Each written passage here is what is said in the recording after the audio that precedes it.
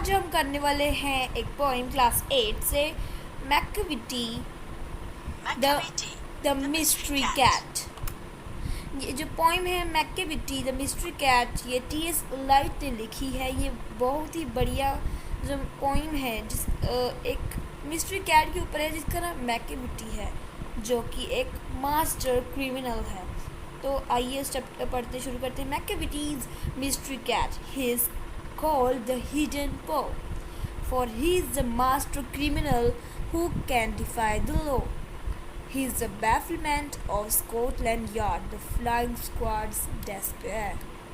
For when they reach the scene of crime, McCavity not there.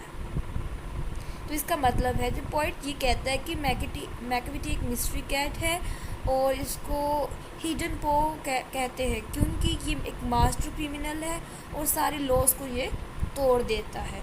आगे ये police force है Scotland yard में, जो फ्लाइंग स्क्वाड ऑफ लंदन, वो भी इसको फेल होगी है अरेस्ट करने में। ये उनको कंफ्यूज कर देती है कि जब क्राइम करती है तो जब वहाँ पे पुलिस पहुँचती है तो वहाँ पर मैकविटी नहीं होती। वह बहुत चालाक है और ऐसे पकड़ी नहीं जाती, वो क्राइम की जगह से भाग जाती है। आगे बढ़ते हैं। Macavity there is no one like Macavity, he is broken every human law, he breaks the law of gravity, his powers of levitation would make a fakir stare, and when you reach the scene of crime, McAtivity not there. You may seek him in a basement, you may look at the air, but I tell you once and once again, McAvity is not there.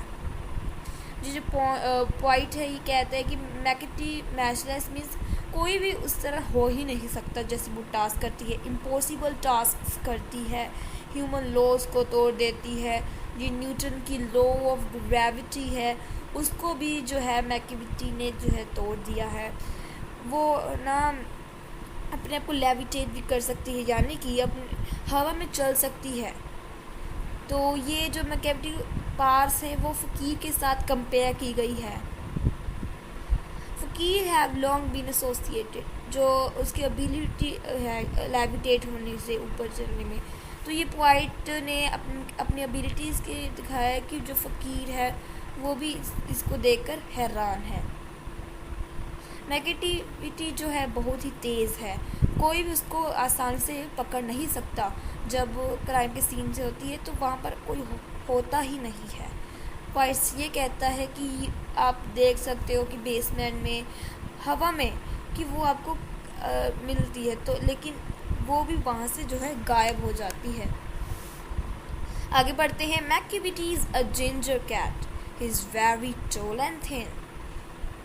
You would know him if you saw him, for his eyes are sunken in.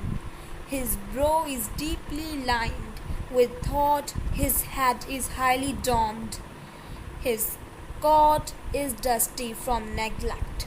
His whiskers are uncombed. He sways his head from side to side with movement like a snake.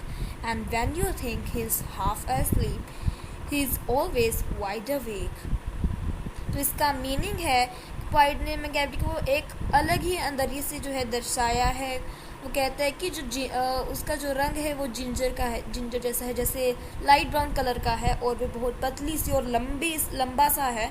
और वो उसकी सकन eyes means अपनी वो बहुत तेज़ उसकी नज़र है। वो उसके पास बहुत सारे थॉट्स है कि अगला क्राइम वो कब करेगी और कहाँ करेगी। उसका जो सिर है वो गोल है, बिल्कुल एक डोम की तरह। जो उसका कोट है उस पर फर से मीन्स डस्टी, जो उसके विस्कर्स हैं वो कभी कॉम करते ही नहीं हैं। वो साइड बाई साइड अपना सिर हिलाते जैसे एक स्नेक हिला रहा होता है, और जब सोता है तो असल में वो सो नहीं रहा होता। आगे बढ़ते हैं। Macavity there is no one like Macavity, for he is a fine and feline shape, a monster of depravity. You may meet him in by street, you may see him in square, but when a crime discovered, then McCavity is not there.